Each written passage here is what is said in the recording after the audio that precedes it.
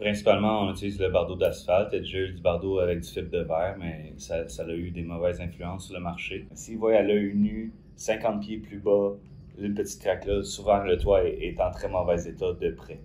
Mais pour les craques, les fissures, je pense que les clients auront la tête tranquille les 10 premières années, voire même les 15 premières années avec des bons matériaux choisis. Mais plus que votre maison est standard, plus que vous allez virer dans les 4,50 $, 5 $ le pied carré de votre toiture. Donc, nous, chez Toiture Horizon, nous effectuons des réfections de toiture résidentielle, petite bungalow à petit commercial.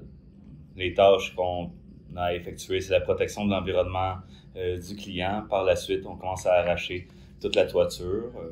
On répare le pontage de bois si jamais il y a du bois un peu abîmé par le temps. Par la suite, vérification de l'isolation, vérification de la ventilation et installation de nouvelles toitures qui permettra aux clients d'être à l'abri pour plusieurs années.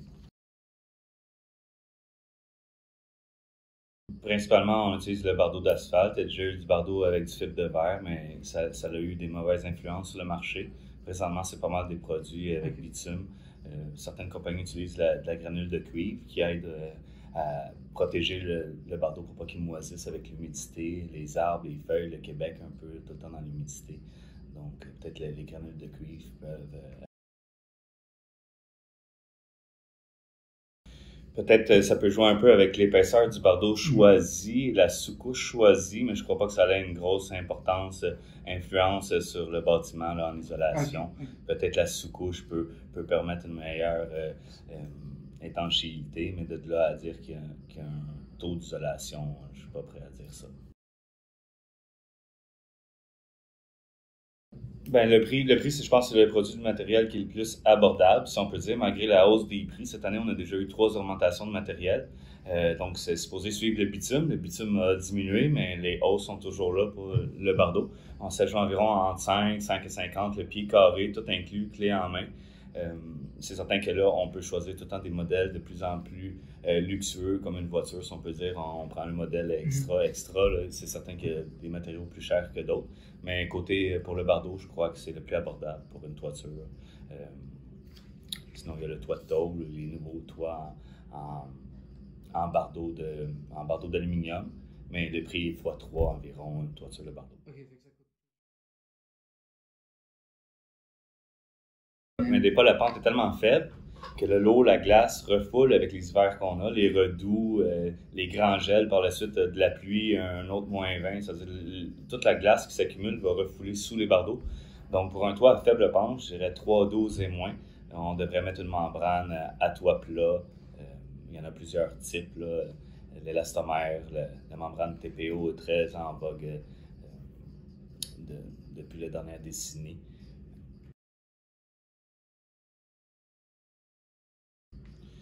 Mais les quartiers résidentiels, c'est des petits bungalows, c'est surtout là que se concentrent les travaux en bardeau. Mais du bardeau, on en retrouve un peu partout, des fois sur les toits plats, même dans les façades à Montréal, on en voit. Ils sont très vieux à Montréal, mais il y en a pour tous les bâtiments. Donc, une compagnie qui est certifiée par son fournisseur peut offrir une garantie pour les matériaux de 50 ans. Et pour la main-d'œuvre, un 10 ans. Avant, c'était 5 ans. Ça leur montait à 10 ans de bonne foi des compagnies. Légalement, c'est 5 ans. Mais en 10 ans, ça donne une bonne protection là, blindée, si on peut dire, matériaux, main-d'œuvre, toutes sortes d'infiltration seraient couverts. Okay. Du bardeau pour les mansardes, ça c'est le toit qui communique avec les toits plats. Habituellement, il y a une mansarde, ça je conseille en bardeau ou en aluminium. Pour les façades, c'est mieux une compagnie de revêtement extérieur qui va pouvoir refaire ça selon les bonnes uniformes. Parce qu'on s'entend qu'un mur en bardeau, c'est pas l'idéal. Le vent, le bardeau, seulement les clous le tient, donc la chaleur extrême met le bardeau très pesant, qui veut faire que les feuilles vont descendre. Souvent, on voit des feuilles sur des pans très droits. Les feuilles ne tiennent pas le coup avec le temps, là, avec toute la pression de la chaleur. Les feuilles doublent de poids s'ils ne trippent pas. Donc, les feuilles décollent, ils glissent. Donc, c'est mieux, quand c'est pour être du revêtement, c'est mieux mettre du revêtement, c'est certain.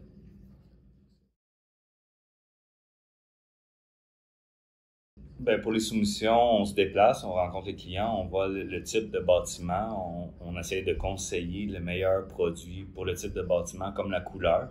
La couleur est aussi importante que le type de produit pour bien s'engencer avec le bâtiment du client. C'est le gars de toiture, parce que la compagnie de ventilation, c'est plus les docks de ventilation à l'intérieur des bâtiments. Okay. Le gars de toiture, lui, ça va être l'appareil qui va mettre au toit et qui va colmater pour l'étanchéité. Okay. C'est certain, il faut vérifier le nombre de pieds carrés d'entretoit pour arriver avec la bonne ventilation. Si on met un ventilateur qui ventile 1200 pieds carrés, puis le bâtiment a 600 pieds carrés, on risque de tirer l'énergie du bâtiment dans le grenier, ce qui va créer de la condensation. En bardeau de cèdre. On a déjà installé, mais c'est un travail de longue haleine. C'est petit morceau par petit morceau. Et puis, c'est important que ça soit bien entretenu parce que le bois et l'eau ne veulent pas y craquer, mais c'est des toitures qui tiennent très, très longtemps. C'est un travail très long. Chaque morceau 6 pouces par 12 pouces, donc c'est cloué, vissé chaque morceau. Donc, c'est quand même un travail là, de minutie. Ça risque d'être dans les 10 $ le pied carré. Ok.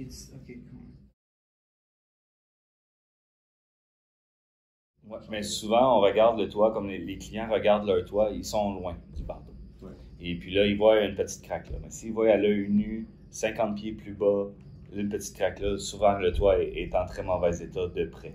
Okay. Parce que changer un peu de lumière sur un bardeau abîmé, c'est un peu un travail fait pour rien parce que le contour va être à refaire quand même quelques années plus tard à faire. Mais si vous voyez des anomalies sur votre toit, d'en bas, sûrement que d'en haut, de près, le bardeau est fissuré, il manque de la granule.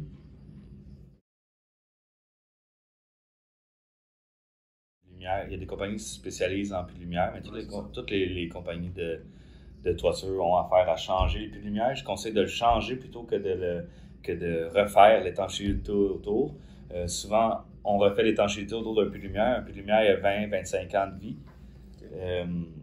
Et puis, en le forçant, en nettoyant le tout, c'est tous des joints qui peuvent craquer. Ça pourrait être dangereux là, pour une infiltration, même si le toit est neuf, vu que le puits de lumière est âgé d'une vingtaine d'années. Si on mesure le puits de lumière anciennement, il y a plusieurs fournisseurs. Il y a Velux qui est très adaptatif, je ne sais pas si c'est un mot qui existe, mais pour s'adapter à l'ancienne mesure, on prend la mesure, il nous envoie un cadrage exactement qui va venir faire directement dans le trou. Sinon, il faut le faire sur mesure. Là, on risque de tomber dans des petits frais supplémentaires. Okay. Mais tout se fait sans toucher la charpente. S'ils veulent toucher la charpente, c'est qu'ils voudraient agrandir le puits de lumière ou le rapetisser. Mais souvent, pour faire ça, il faut refaire tout le J-Croc intérieur. Et puis là, c'est des travaux qui n'en finissent plus. Okay. Donc, pour un remplacement de puits de lumière, on prend les mesures sur place, on le commande chez Velux, on reçoit les morceaux, on vient l'installer. On peut se marier à l'ancien bardeau comme refaire en neuf. Mais récupérer un toit, tous les accessoires du toit, quand on refait un toit, on est mieux de tout changer que de récupérer après avoir des problèmes sur un accessoire qu'au bout de la ligne coûtait 1/10, 1/20 du toit à changer. Là, il va falloir avoir un entrepreneur général. Ouais, parce que là, il faut ouvrir la charpente, modifier la charpente, modifier l'intérieur, modifier tout. Puis le couvreur va venir pour l'installation du puits de lumière.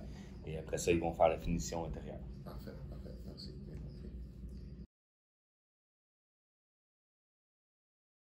Mais pour les craques, les fissures, je pense que les clients auront la tête tranquille les 10 premières années, voire même les 15 premières années avec des bons matériaux choisis. Mais pour l'entretien de la toiture, je dis à la fin de l'automne, chaque client qui possède une maison devrait du moins faire nettoyer ses gouttières. Toutes les feuilles d'arbres se ramassent là-dedans. Après ça, l'eau, la glace, la neige fait un beau bloc de glace et puis l'eau remonte. Et là, on risque d'avoir des infiltrations même si la toiture est neuve. Donc, une fois par année, à l'automne, je ferai faire venir un spécialiste qui nettoie les gouttières et qui vérifie le tout. Et puis aussi, pas négliger l'hiver. Si on a plus haut que sa tête sur le toit de neige, il faut commencer à penser à enlever la neige. Parce que quand il y a des redoux, ça refait des barrages de glace et puis l'eau remonte sous les bardeaux.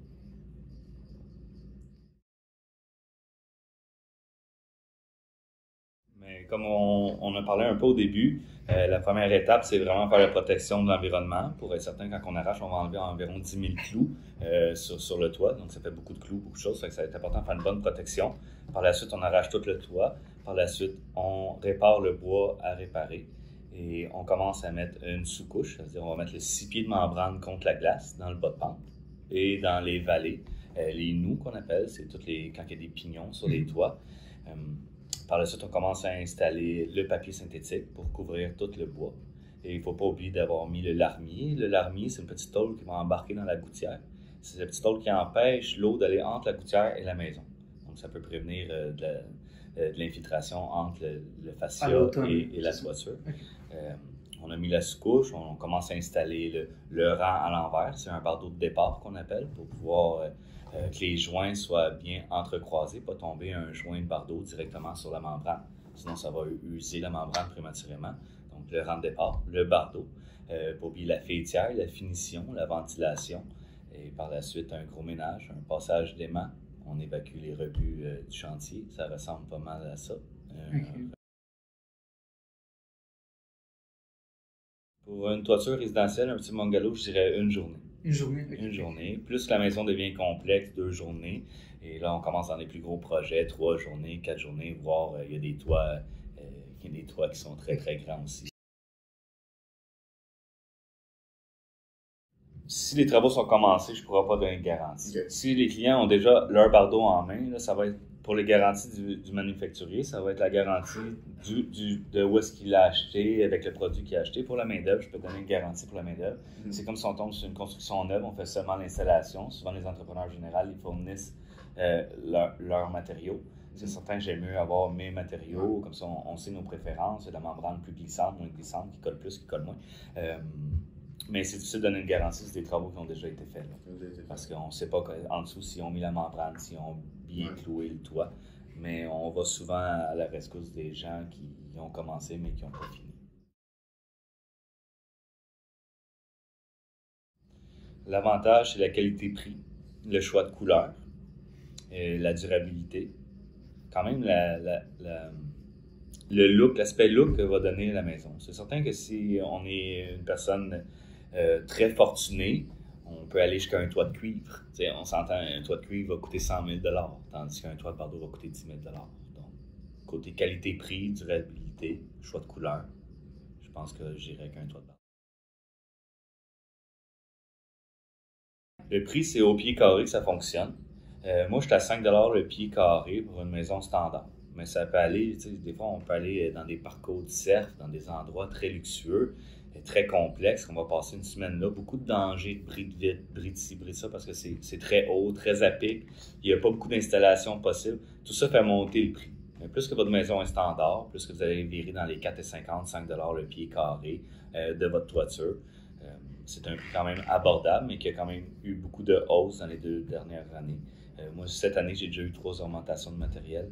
C'est-à-dire que mon prix au pied carré n'a pas le choix de suivre le marché.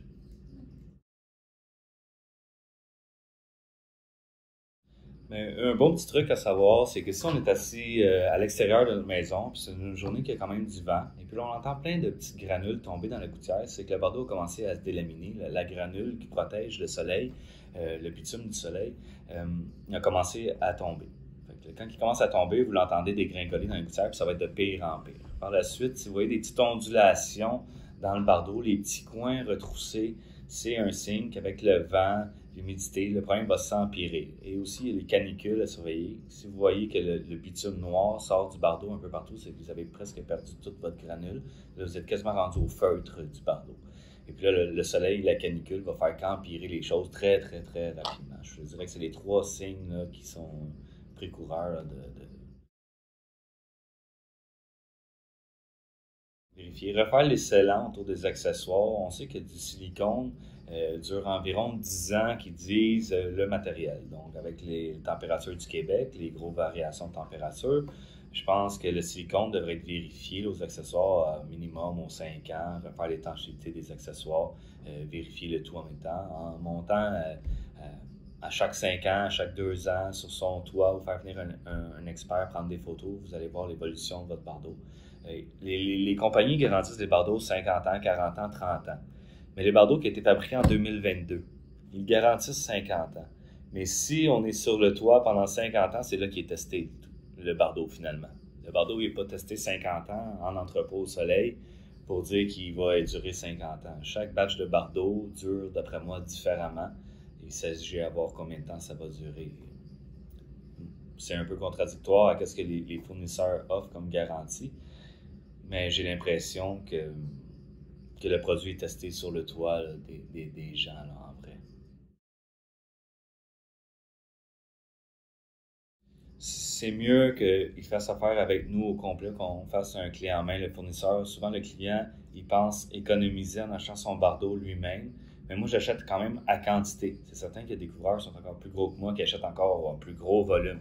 Mais c'est certain que mon prix pour un paquet de bardeaux va être plus avantageux que le prix que le client va trouver dans un magasin de rénovation. On parle près bientôt de 45 le paquet de bardeaux maintenant. Les prix, je vous dirais que il y a 10 ans, on le payait 17. Nous, on fait fin mars à Noël. Fin mars à Noël. Parce que tous les problèmes de l'hiver, les problèmes de condensation, les compagnies d'assurance qui reçoivent des infiltrations d'eau ou redoux, après ça, c'est tous les retardataires qu'eux, ils veulent un toit avant l'hiver parce que là, la neige s'en vient puis mon toit est fini. Donc, c'est un rush de fin mars à Noël. Mais l'idéal, c'est qu'un client m'appelle pour une soumission, c'est veut pas son nom, son adresse, son numéro de téléphone. C'est pas mal la base. S'il commence à me donner des mesures, moi, je peux pas me fier à des mesures de M. Bertrand sans savoir vraiment comment il a mesuré son toit. Donc, pour les mesures, c'est pas nécessaire. L'importance de savoir quelle couleur il aimerait avoir, ça l'aide un peu d'avance. Mais pour le reste, c'est plus à l'entrepreneur, lors de sa soumission, de prendre toutes les mesures, toutes les informations, l'emplacement pour l'installation, si la livraison, si la grue elle passe ou s'il y a des arbres. Des fois, des photos, ça peut aider. Mais ça, c'est plus pour les soumissions en ligne, comme que vous me parlez. Si toi, vous me faites une soumission en ligne, même pour vos pieds carrés, il va falloir que je le vérifie moi-même. Je ne peux pas me fier, arriver avec une soumission, que la personne me dit 1500 pieds carrés, puis au total, c'est 3000 pieds carrés, vraiment, sa toiture. Parce que des fois, les gens, ils mesurent le carré du bâtiment. Mais sur le toit, c'est plus que le carré du bâtiment. Sinon, des photos pour l'installation, ça peut être pratique. Mais l'idéal, c'est seulement les informations de base. Faites venir l'entrepreneur chez vous. Un coup qu'il est chez vous, vous allez pouvoir parler. Puis c'est de personne en personne qu'on réalise si ça va fitter avec cet entrepreneur. Des fois, si vous pensez que vous ne ferez pas confiance à l'entrepreneur directement du premier coup d'œil, souvent ça l'augure mal. Des fois, c'est trompeur, mais c'est une base de confiance qui se crée vraiment entre le client et l'entrepreneur qui va faire que les travaux vont bien aller du début à la fin.